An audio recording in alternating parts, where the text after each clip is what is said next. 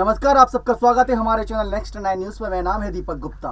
झारखंड में जो स्थिति बनी हुई है, राज्यपाल के फैसले के इंतजार की वजह से उस पर हेमंत सोरेन अपनी चुप्पी तोड़ते नजर आए और राज्यपाल को लेकर उन्होंने जो बातें कर दी हैं वो सचमुच दंग कर देने वाली हैं।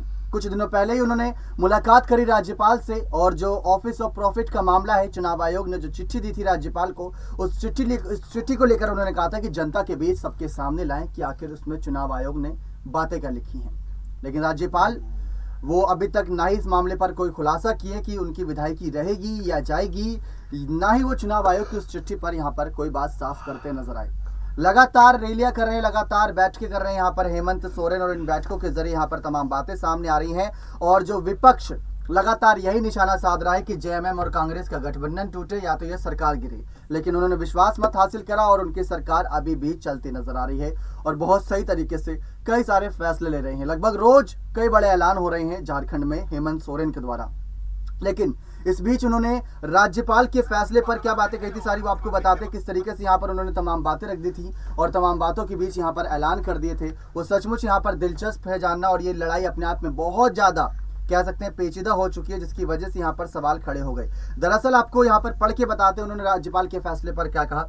उन्होंने कहा कि मैंने राज्यपाल से मुलाकात करी, उनसे अपनी बात रखी, ये समझाने की कोशिश करी कि जो आपने फैसला रोक रखा है, जो चुनाव आयोग की चिट्ठी है, उसकी वजह से कहीं ना कहीं हमारे खेमे में बहुत उथल पुथल मची, क्योंकि हमारी गठबंधन की सरकार है और हमें कमजोर करने की कोशिश की जा रही है। ये कहीं ना कहीं उनका एक बहुत बड़ा कहीं ना कहीं बयान था राज्यपाल के सामने। इसके बाद उन्होंने बातें रखते हुए ये कहा कि कानून के मुताबिक उनको चिट्ठी सार्वजनिक करने और नहीं करने का अधिकार है, यानी राज्यपाल के हाथ में ही फैसला है कि वो चिट्ठी सबके सामने लाते हैं या नहीं लाते। लेकिन राज्यपाल इस मामले पर कोई भी चुप्पी नहीं तोड़ रहे, ना ही वो चिट्ठी सबके सामने ला रहे हैं और उन्होंने साफ कह दिया कि उन्हें अपने तरीके से काम करने दो, हम अपने तरीके से काम करेंगे और जो निष्कर्ष निकलेगा उसका अंजाम हर कोई भुगतेगा या जिसके पक्ष में जाएगा फैसला वो यहाँ पर जीत हासिल करेगा।